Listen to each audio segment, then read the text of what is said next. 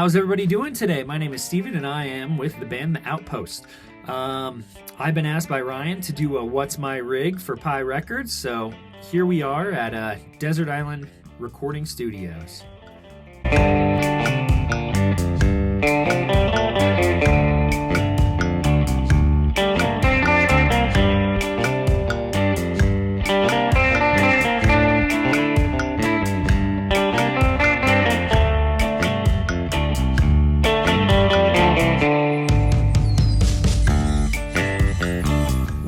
To music, my approach is really just having only what I need, hence the name Desert Island Recording Studios.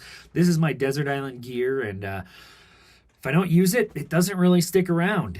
If it's something that I've kind of lost use for, it's something that gets sold and picked up for something else that maybe needs to be an upgrade for something else, microphones, drums, bass, everything, whatever I need. For the Outpost, it's kind of I'm the one-stop shop. I do everything for the band, writing, recording, mixing, mastering. It all happens in this room here. So yeah, we can, I guess, go ahead and dive in and talk about some of the gear that I used on the record and use pretty regularly. My main electric guitar is this. It is a 1985 Fender Strat. It is a made in Japan 1962 reissue, and this thing just plays amazing. It's got stock Godot tuners on it. The pickups just sound great on it. Everything is just fully stock on this thing right now. However, I have been thinking about doing a little custom paint job on it. I know black's not the most surfy color, so to be continued on what that may look like here in the next couple months, and maybe I'll send in a video if that actually happens and comes into fruition. But gosh, my first electric guitar when I was in 7th grade was a Stratocaster, Fender Stratocaster, and I've tried Tellys, I've tried a little bit of everything, hollow bodies, Les Pauls, SGs, everything, and the Strat is really just where I feel the most comfortable for an electric guitar. And this one just seems to have captured everything. It was made the year I was born. It's made in Japan. This neck is just amazing. It does have the smaller frets on there, which is great. I just can't speak highly enough about this guitar, and this is pretty much what you're hearing for electric guitar on most of the record. I do have another electric here, which also has a fun little story. This is a 2018 19 made in Mexico Fender Mustang Player Series 90 in burgundy mist metallic, and I first saw one of these played on some videos by a band called The Gloomies, which I'm actually wearing the shirt today, who's definitely one of my favorite bands, and had been interested in this guitar for a while, and was looking on Reverb just to kind of see how much they were and if there was anything used on the market that I could maybe pick up for a little bit less. And I've always been a big fan of P90s, and I found this one, which was ironically located in New York City, where the Gloomies are from. After kind of talking back and forth, this is the actual guitar that Andy from the Gloomies has. He's signed the back of the headstock and everything like that, and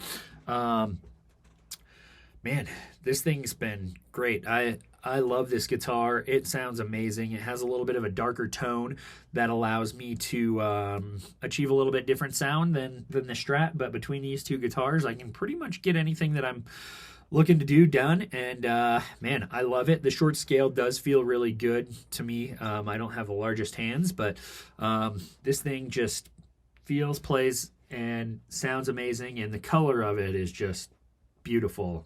Love this thing. So as far as being a non-traditionalist, my amp is a that you can see back here, and I'll put some other video in, is a Supro 1600 Supreme. It is a 1x10 tube amp, and everything I was kind of looking at in Fenders that I really liked, but was looking for something a little bit maybe darker, a little warmer than a traditional Fender for what I play, led me to the land of Supros, and I've owned a couple of different ones, but this one's been the best one for me so far. It's a 110-inch speaker. just has a nice, crisp, clean sound, not too bright, not too dark.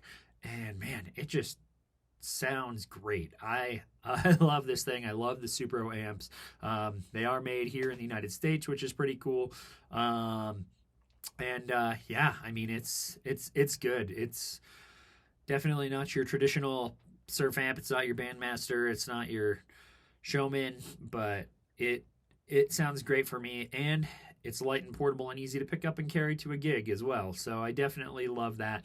I have had my fair share of some vintage Fender amps, and while they sounded amazing as well, this was the most practical one for me. As far as pedals, I am running a very simple rig. It is a Boss TU3 for tuning. You always got to be in tune. I've got a couple of overdrive pedals. The first stage is a Red Electronics Kentaur. It is a clone, and it's on 99% of the time. It really just super transparent, super clean. Love the way it sounds. You can really dig in, and you can really get a good overdrive sound out of it.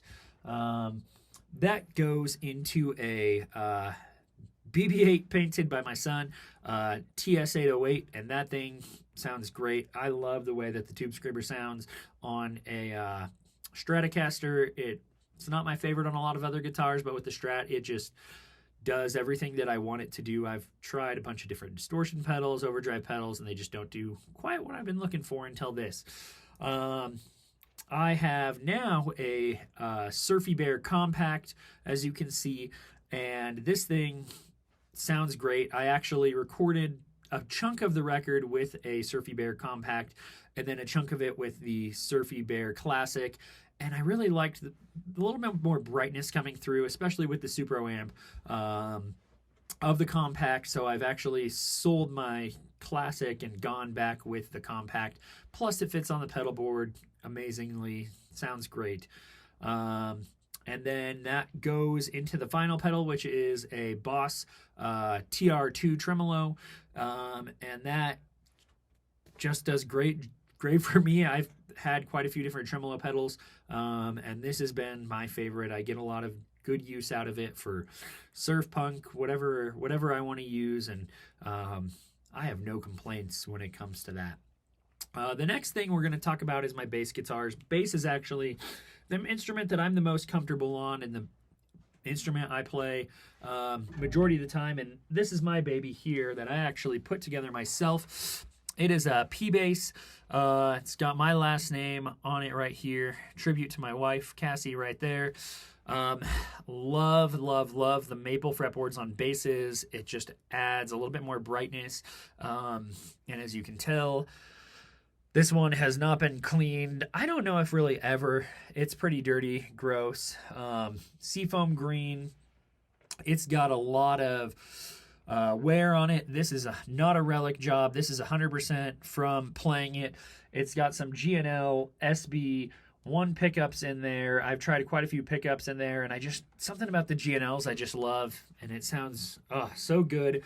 It's got a pretty thick neck on here, which a lot of people don't like on some of their basses and whatnot, but it just feels super comfortable to me.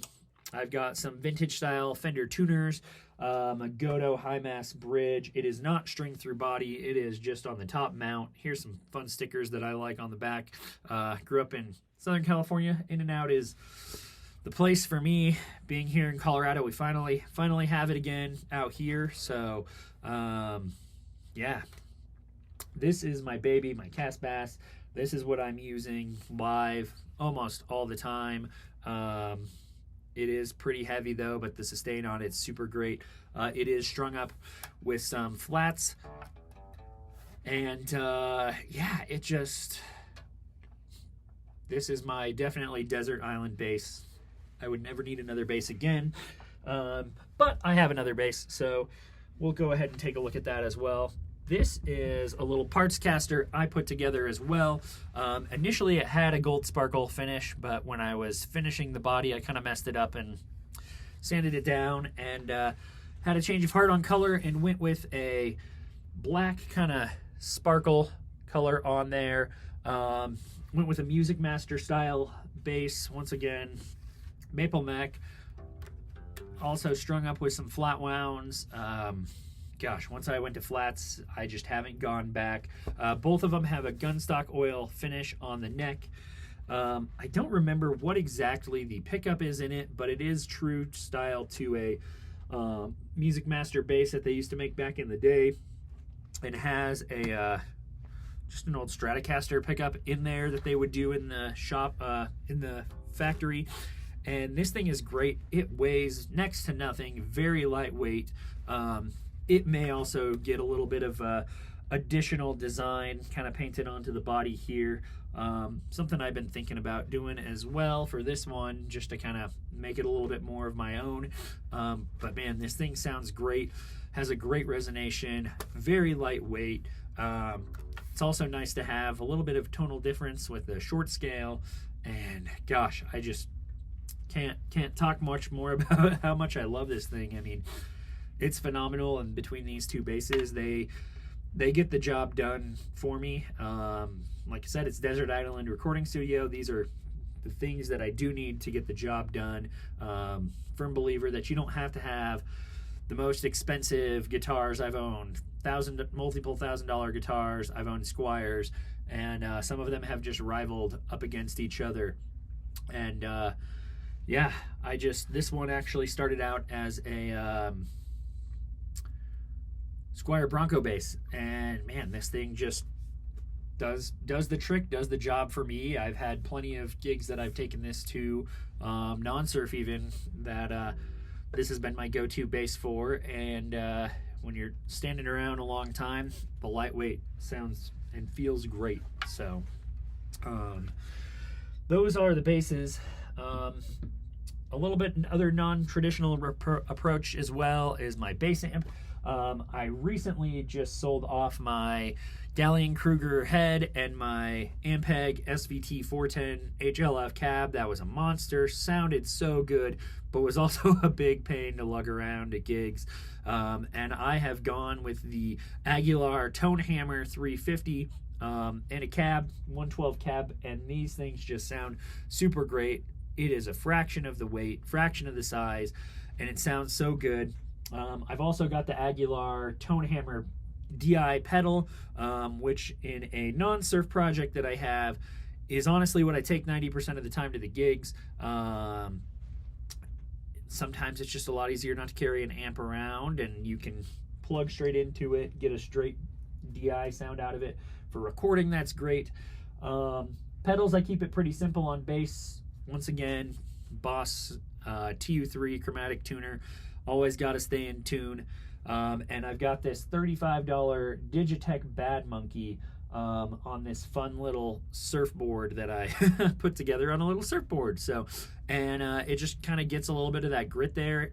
I hate the way this pedal sounds on an electric guitar, but on a bass, it just does the job. I paid next to nothing for it. I had a recommendation from another bass player, and it was, something I definitely won't go back on.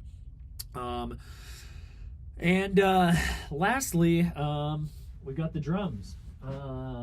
This is a 1960s MIJ drum kit back in the 1960s. A lot of the bigger drum companies like Pearl and Tama, well, I guess they weren't called Tama back then, but they wanted to start making more drum kits accessible for more people, and they made them in Japan to make them a little bit more affordable. Well, the factories in Japan discovered, hey, why don't we make a few extras on the side, put different brand names on them, sell them ourselves locally or elsewhere, and make a little bit of extra money putting these together since we're already doing it. And these drum kits are not super well known, I guess, by a lot of people, and I was able to pick this thing up for, I think, $150.